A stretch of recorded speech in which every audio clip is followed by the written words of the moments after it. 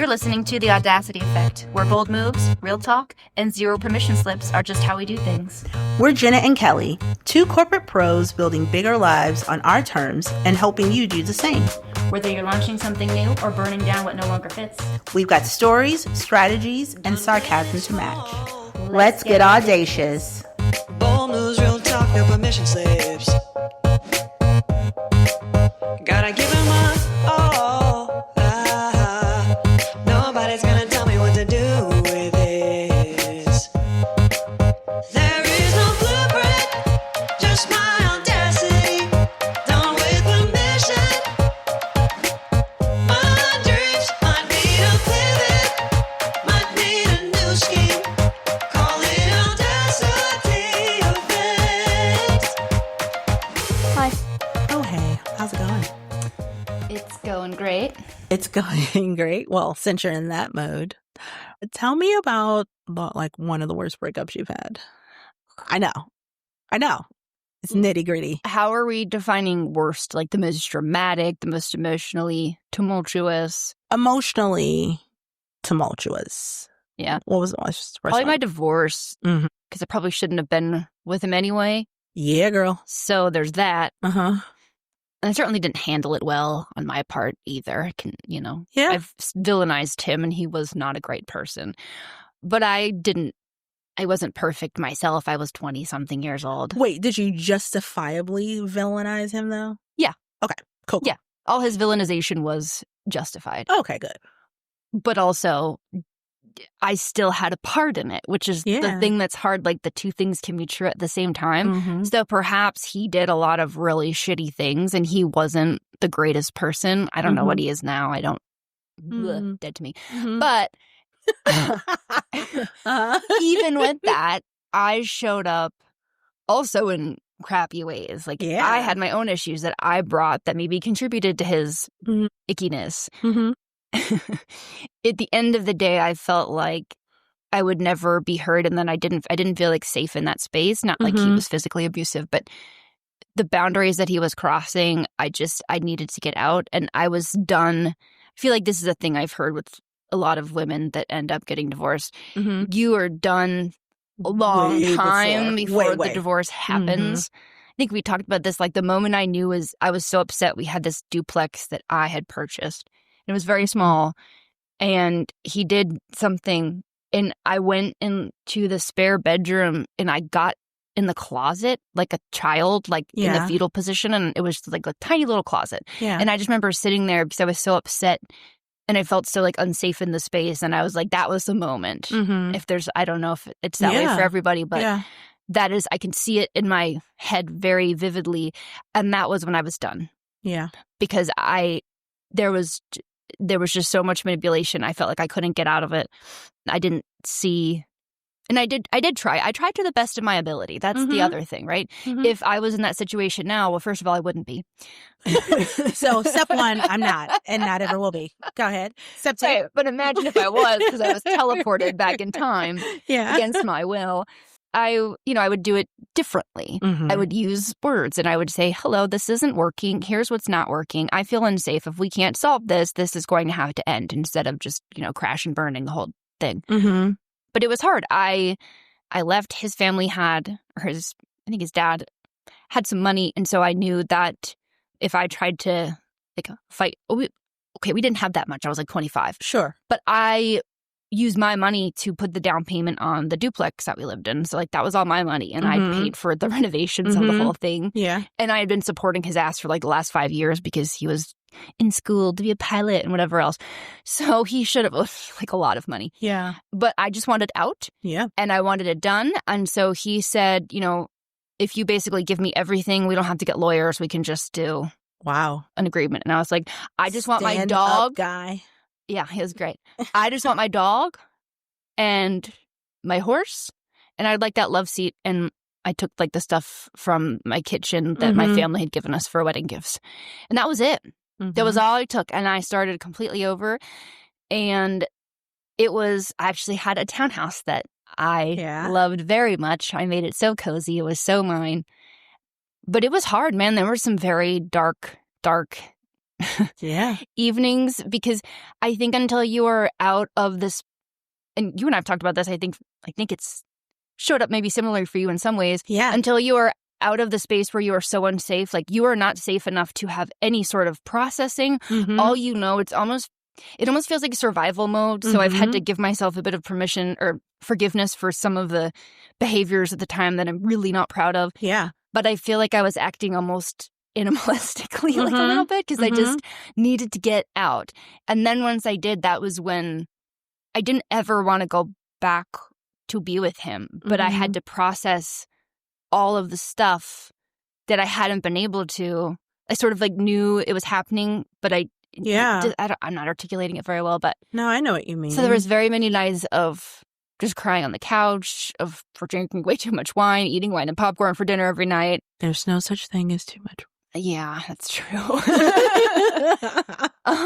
There was a night that I was so upset. I had taken like one of my anxiety pills, but then I took another anxiety. Like it was not intentional, but I accidentally took too many of my, like I forgot that I had taken the other one.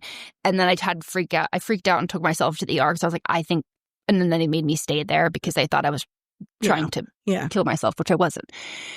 It was a lot. I had to start over financially.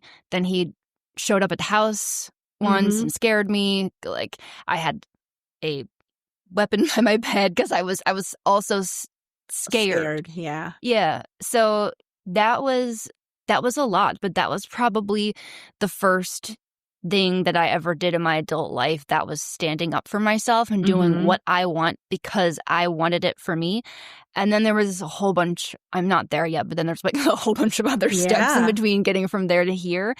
So it was one of the worst times of my life, but also I can't say that I would trade it because I don't know where I would be and who I would be without it, I guess, all at the same time. So that's mine. I get it. Icky. It is icky. I think this is,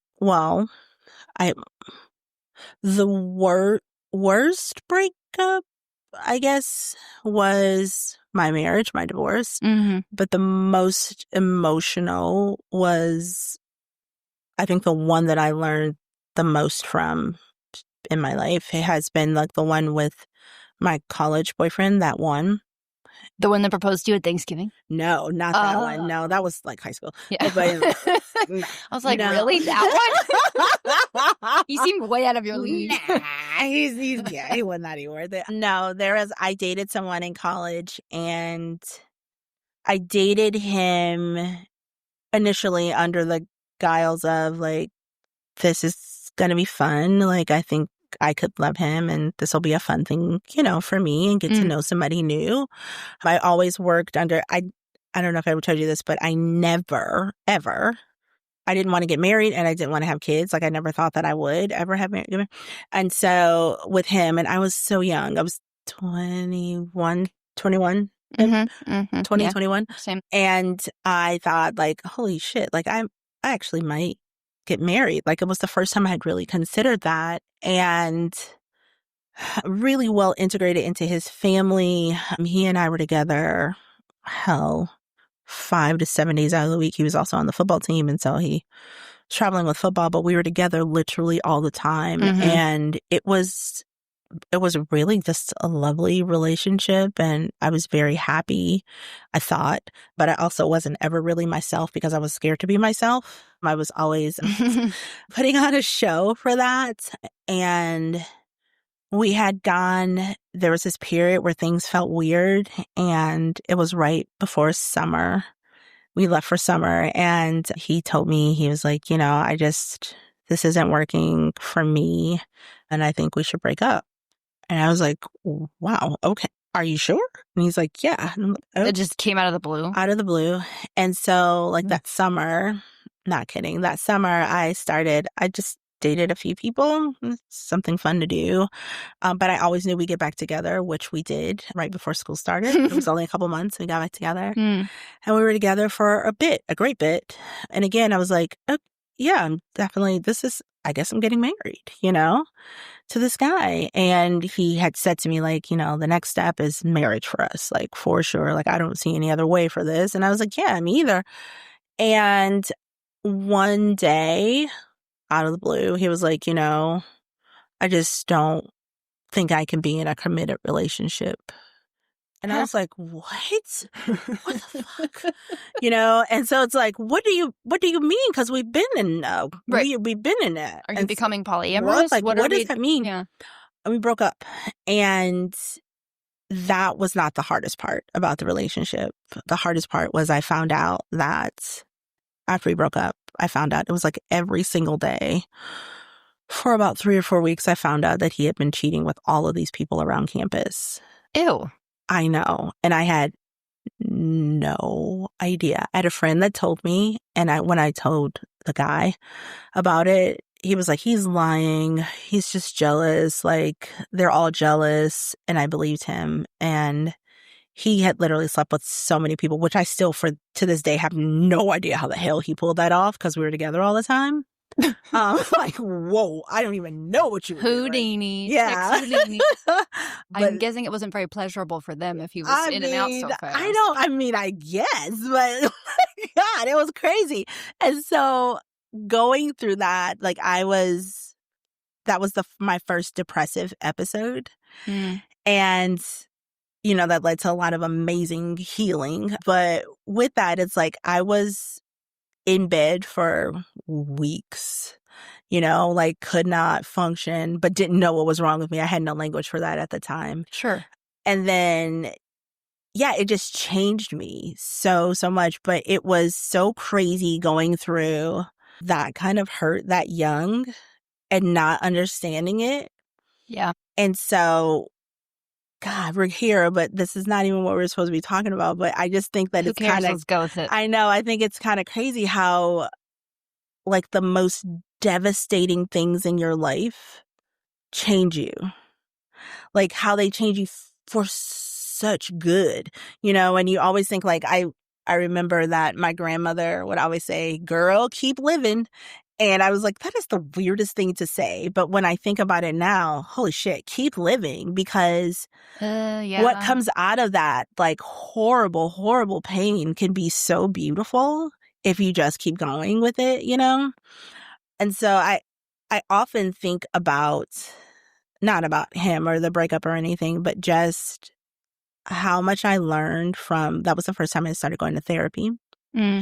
Because I had a professor that called me to tell me that I am going to lose my full ride to the Ohio State University. If you don't get out of bed. If I don't get my ass out of bed. And so. Hey, when that happens. Yeah, that's weird. I was like, gosh, that's a thing. Isn't there virtual school yet? Something has to be better than Send this. my homework home. Could you? But I went to student counseling services because that's what my professor suggested that I do, go to student counseling service and talk to somebody because I need to figure out what the hell I'm doing with school because he doesn't want me to lose my scholarship. And that's when I started therapy. And that was such a huge trajectory and shift and pivot for me. And through my hardest time, I don't regret it. Like, I'm so very thankful for it. And I don't know. I've been thinking a lot about healing and that journey that I've been on. And lately, like the past few months, I really have started to shed a lot of the old baggage that I had and truly allowing myself to, I think I've always been open to the optimistic part of life, but truly allowing myself to believe that it's okay for me to grab hold of that. Because for a while, I don't know, we go back to religion always, but I just didn't know that I was ever going to truly be in a place where I could have that. Like, I didn't know if, like, I would be punished in some way for, like, getting a divorce and, you know, and not living up to that. And so it's just been in the past probably like 6 months or so. Like, I've let go of all of it and just decided that I'm good enough no matter what. And those things were supposed to be lessons for me to get here. Yeah, that's huge. Yeah, it's been really, really huge for me. So I've been thinking about like how thankful I am to him for letting me go, because I would in fact be in jail right now if I would have killed him. So There's thankful. a lot of killing in this episode. So thankful I'm not in jail. But thankful for him letting me go and for him seeing that I wasn't what he needed because I couldn't see it. And I'm just so grateful for that. And I just think about how I got here. That's been a lot of like me lately, like how the hell did I get here and what really shaped me. And I mean, there are little things here and there, but the big things that made my life look so different. And at the time, I didn't even know that they were going to change me in the way that they did. Sure. But holy hell. Yeah, no, I get it. My favorite way to deal with icky memories is pretend like they didn't happen and never think about them. Mm-hmm. I love that. And sometimes I think that's actually a good coping mechanism until you're far enough away that you can sort of start to like peek back at them without it being. But even as we're talking about this now, I don't think about my divorce and that part of my life very much. But as much of it, I've only ever focused on, funny enough, like even though he's the villain of the story, I've really always been the villain to myself, right? Because I didn't handle it right. I let myself get in the situation. And at the time, I was at like working for like a spinoff of Liberty University. My parents were very anti-divorce. Everything around me was, but I knew enough. Like, I guess I was brave enough, even then, even if it was messy, because I just tried to do it. Like, I always go back to when Dr. Kortha was here and she'd give the FAIL acronym. Yeah. I didn't do it perfect, but I knew in my gut that all of these things that were trying to force me to stay because you're just supposed to, because you're just, and by the way, like, I think most like more modern forms of Christianity and my family and other things have evolved to understand, like, yeah, no, sometimes divorce is what needs to happen, right? Yeah. But at the time, I was risking my family's approval, my entire community's approval, everyone I worked for's approval, his family, him, all of my friends, like, which I had a great group of friends and they always had my back. So that was awesome. But all my financial stability that I had built for myself, even though I wasn't very old, like I still did that on my own. And I guess I still knew in my gut, like none of that was worth, like I was going to die, whether like my inside, I was not going to be okay if I stayed. And I guess I've never given myself enough credit for getting myself out. Yeah. I've only ever gone back and like overanalyzed all the things that I did wrong and how I could have done it better.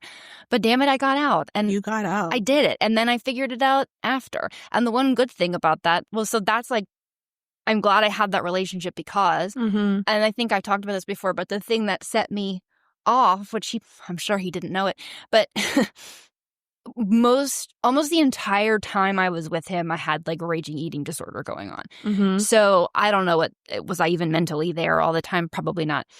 But he was the one that said to me, and he said it to be a douche, but who cares? It worked. Right. He was the one that said to me, because I just said, I just wish I could stop. And he's like, well, you can. Because, eating disorders are a disease and you can't help it. And yes, so I'm not minimizing that, but he sort of, him saying that let me realize like I could take some of that power back and there was something I could do for it. And then I found a really great therapist. And then I left his ass. Turns out. Dun, dun, dun. Exactly. So, but again, I've been on this journey and I still am of not just trying to show up how other people expect me to and how they want me to. And it's messy as you unpeel the layers of that. So like it was super messy for me to try and leave like the religious good girl thing that I was supposed to do. And then I had some messiness. Who am I now? What does that look like? And I feel like right now my messiness is how do I show up for myself unapologetically without sounding like a mega bitch? Because there is about. There's a line. There's a line, right? But sometimes you just want to get stuff out and it comes out so bluntly and you're like, well, I could have toned it down.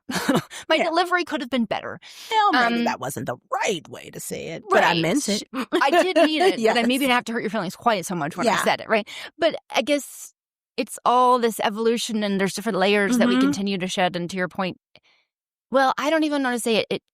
It creates good things. It can make you who you are if you let it. Yeah, if you allow the change to come. Yeah, I was talking to JoJo a bit today, and I was telling her how I have really come to terms with my role in the ending of my marriage and how I've really accepted that and understood what that was and have been able to make adjustments because of it. Sure. And I am like now at a place in my life that I know that me and me are till death do us part, you know, and I will not forsake me for anyone else.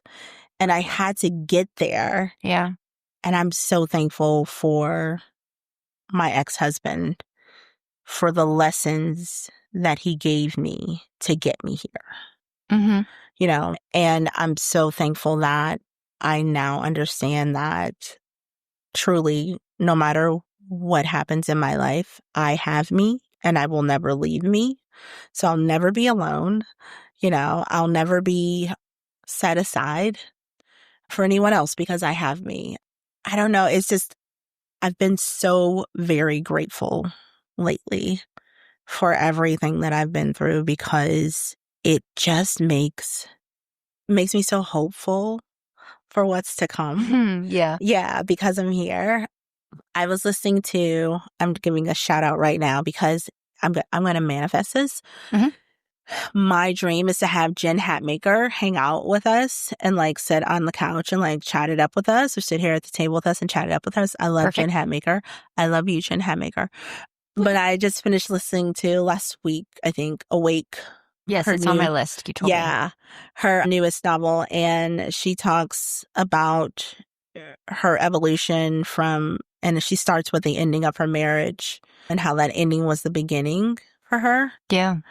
And I love that so much because so many things we think are the ending of a lot end up being the beginning of something really, really beautiful if we allow it to. But it's the allowing. That's the big thing. It's the allowing. And then do you feel like if you don't learn the lesson from the thing, it just keeps showing up in your life? I think we talked about this previously. Like you attract the thing. So Josh and I have been together, I think almost 10 years now, but we had a patch where we were like, nope, can't do it. This isn't working. And I blamed his behaviors for a lot of it. But of course, I was a huge part of the problem. I showed up with all my baggage. You said something before about the college guy, and you said, you know, he told me he didn't do it, and I believed him. And you said it with a bit of scoffing at yourself, like you should have known better. I hate that we bring that into relationships, right? I understand, like I certainly do. Security was always my biggest want, and I was willing to give up other things to get it because I've always thought that it was rooted in somebody else. Yeah. Right? That's good, Jenna. I mean, that's what you were saying, I think, a minute ago, right? Like that, yes, you and you till death do you part. Me and me. That's the only thing I can control. I can't control if this person's going to love me tomorrow. Yep. I can only control how I show up for them in the relationship, and I have to keep showing up. So when we like had that rough patch, again, I was so messy about it, and I wish I could do it differently. But I finally put a boundary. Like I did it the first time, just, you know, okay, that was one extreme. But then I needed to demand what I wanted. And I was so messy when I did it, but I did it. And then he showed up for me in a way that he never had before, because he like, you know, so and then, you know, we've been growing, and being married is hard, and being, whatever you're just in a monogamous relationship, whatever it looks like, it's just hard, right? Yeah. It's hard. It's great, but it's hard. Yeah. So, but there's just little iterations of, I think the messiest times in my life is what you were saying, like I've emerged with this new, I don't know, skill with like a new layer shed or something. And so, I don't know, even as we're talking about it right now, I think I need to go back and give myself some more grace and forgiveness for that's just a bad time. That was when Jenna was fucked up and I can't, I Mm-hmm. don't want to think about it but who cares? Yeah. And I think that's growth. Like that is where that's where the growth happens, is when you can truly look back and say like, that's where I was and it brought me here. Like no matter what that looked like before, it brought me here. Yeah. And I made choices that I may or may not have been proud about, you know? Yeah. But either way, it's gotten me right here where I am right now. Yep. And I think so many times we end relationships in so much regret as opposed to gratitude. Yes, very much so. You know, and because that's what you're supposed to do. Sure. You can't get a divorce and have it be pleasant. Like you have to hate your spouse or it has to be nasty. And it is a lot of times, right? It is. There's a lot of hurt involved, so I get it. And maybe you feel the not happiness, gratitude. There's a very big difference. There's such a big difference. You probably do need space and time to feel gratitude for any of that happening. I do anyway.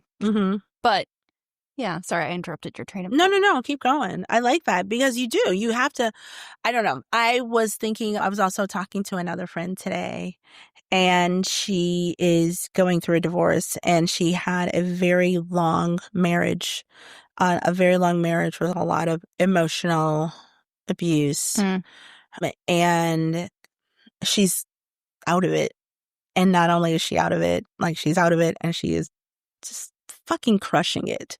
Like she is so amazing. And I just adore her. And I am in awe of her. I've been in awe of her. We've been friends for such a long time. And I've always been in awe of her, the way that she has single-handedly raised her kids with so much grace and goodness and kindness and still maintain this marriage that was so awful for her. Yeah.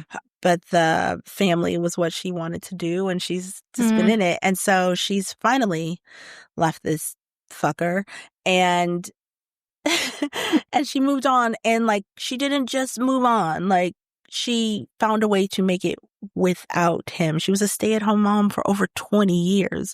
Like, and she's found a way to like not just leave him, but leave him and get a place and get a new job and buy her own house. And That's this is amazing. all within 2 years. Like she is just crushing it.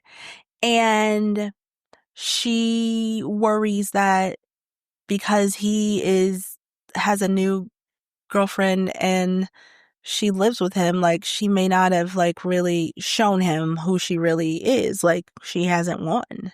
And I'm like, oh my God. No. You have won. Look at you. Like, look at you. And so it's like, you know, it's a really going to take her. And if you're listening, I love you so much.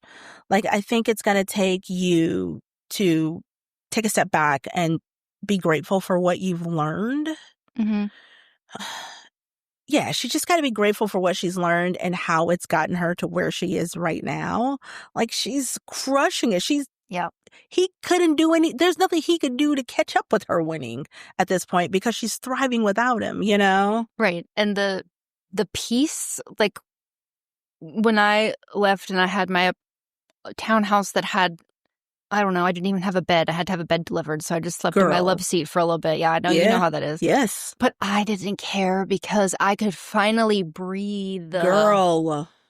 Oh, I slept so good on that little love seat that night. I woke up, there was nothing in the house, and I thought, I love it here. I love it here. It's cold. But I didn't care. And so don't forget that part of it, because that's the part that, like, you can't buy it. You can't win that.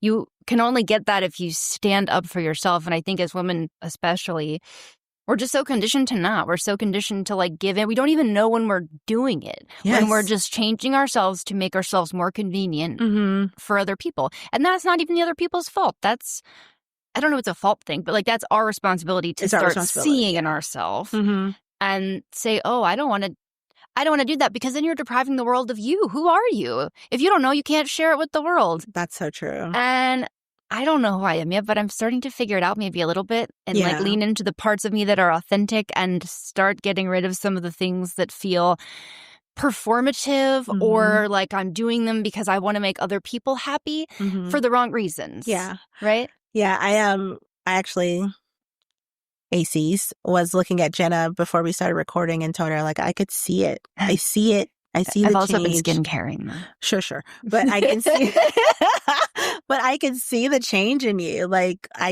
you look different. And it's really it's just beautiful to just sit here and watch you and know what you're doing and how you're changing. It's really kind of fun to watch and to celebrate that with you.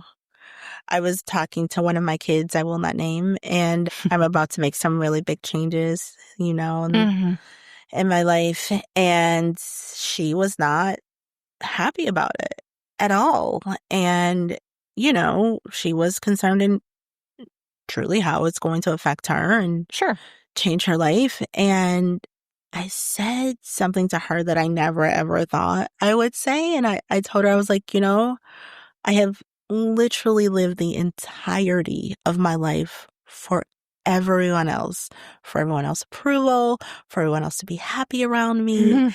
And this is the time in my life where I stop. And this is just for me. Yeah. And it doesn't change the love I have for anyone in my life, but it does, in fact, change how I stand up for me. And I'm living my life just the way I want to. And how does it feel? It feels so good. It's so good. And it's also very odd and unsettling in some ways too, because I'm like, oh, I just really want this. And so I guess this is just going to have to be okay. Yeah, it just becomes okay because it's what I want and what I need. Do you feel like it's made people around you show up differently? Because that's sort of how we got into this conversation that went totally sideways, and I love it because it worked out. We did no notes, no plans. This was great. But I've been, and look, the freaking damn horses have really been instrumental in me because I did all the things that I was supposed to do to win. I wanted, and I had to. It just kept not working. Yeah, turns out so crazy. And I'm doing all the things. I do it more right than anybody else, and it doesn't matter. And so I feel like I got to this crossroad, and I'm like, okay, remember when you were a kid and you just loved horses so much?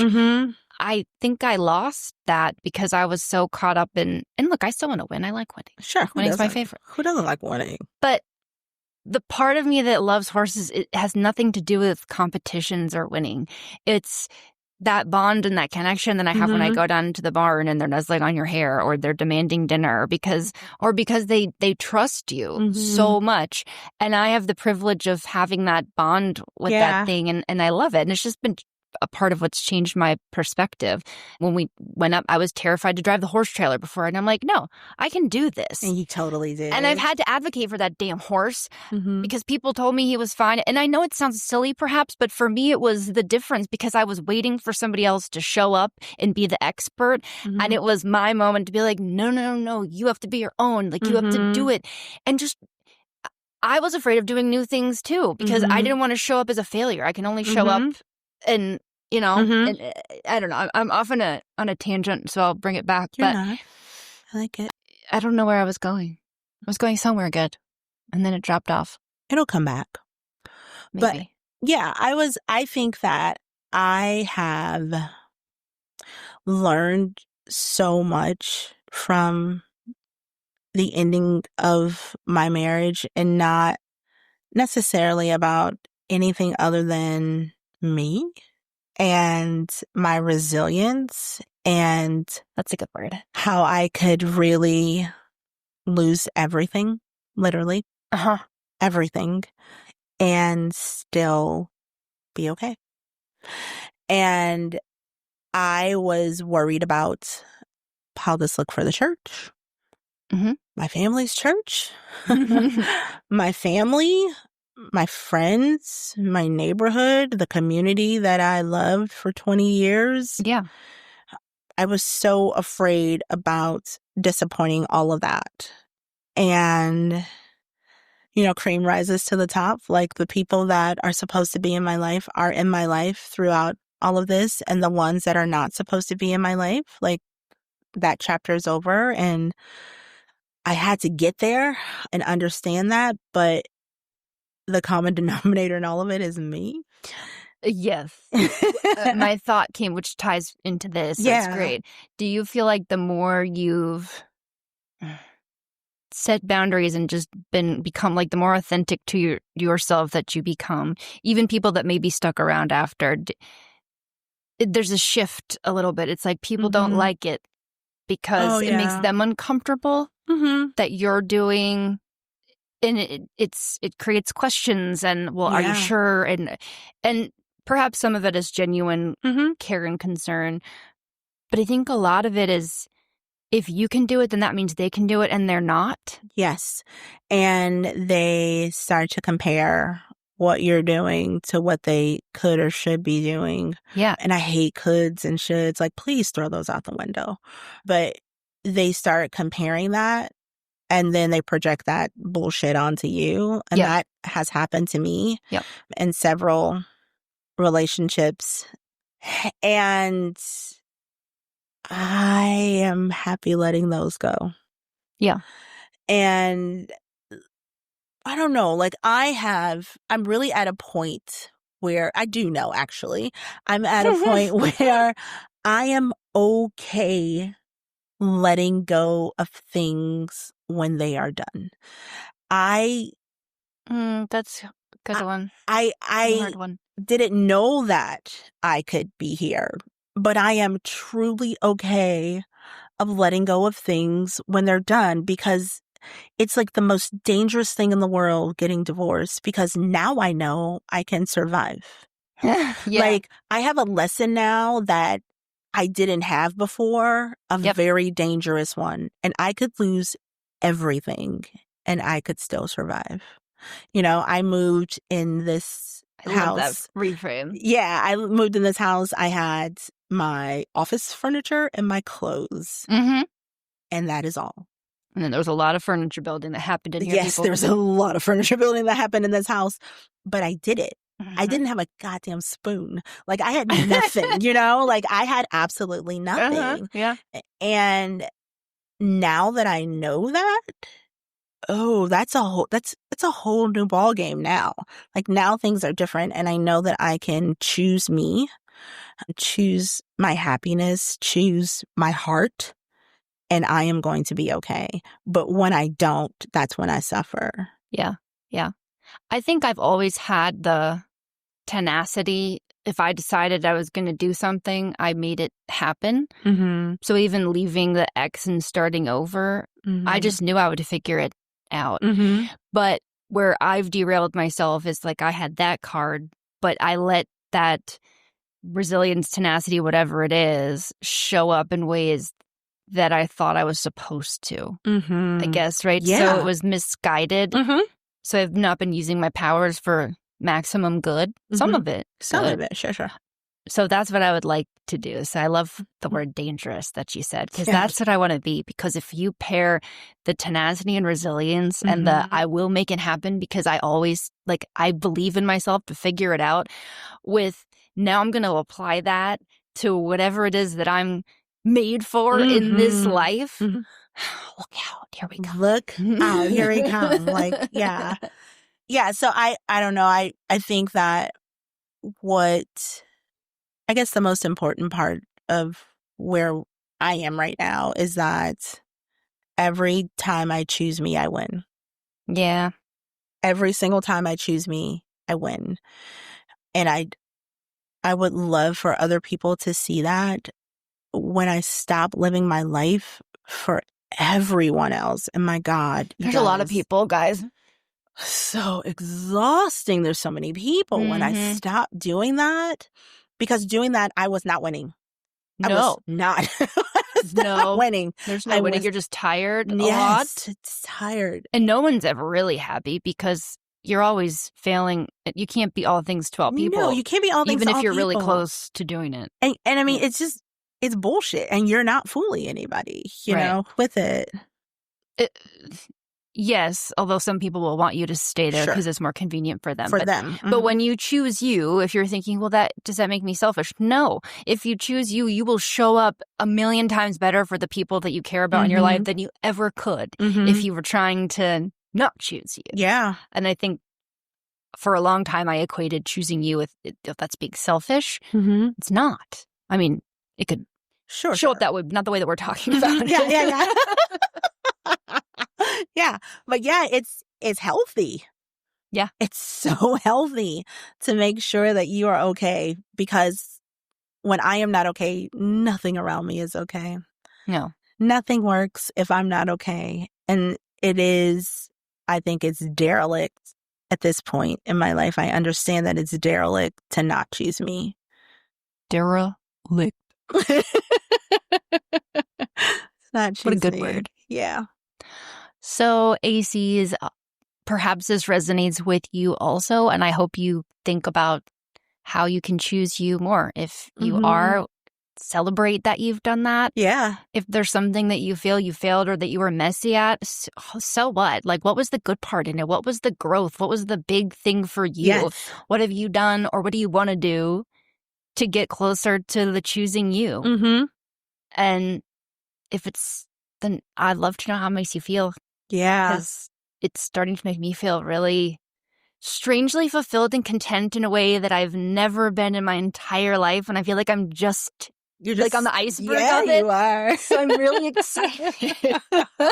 I'm so excited for you. This is great. And I want you guys to be excited too. Yeah, I want you guys to be excited too. So we would love for you to tell us about, how are you choosing you? Yeah. Yeah, and what areas are you choosing you, and how do you see that it's changed you? Yep. Love it. That's great. I'm so glad we did this. I think we're done. That was it. I don't think we could do better than that. I don't either. All right, then. Wait, I'm going to say this word one more time. Derelict. You're out of control. I know. All right, we'll talk to you guys later. Later, taters. Bye. It would be audacious of you to do a few quick things for you and for us. First, hit that follow or subscribe button so you never miss an episode. Then, share this with someone who needs a little more audacity in their life. And if you're feeling generous, leave us a review and a 5-star rating. It helps way more than you think. Want more? Head to theaudacityeffect.com for episodes, our favorite things, and merch. And don't be a stranger, come hang out on IG at @the_audacity_effect.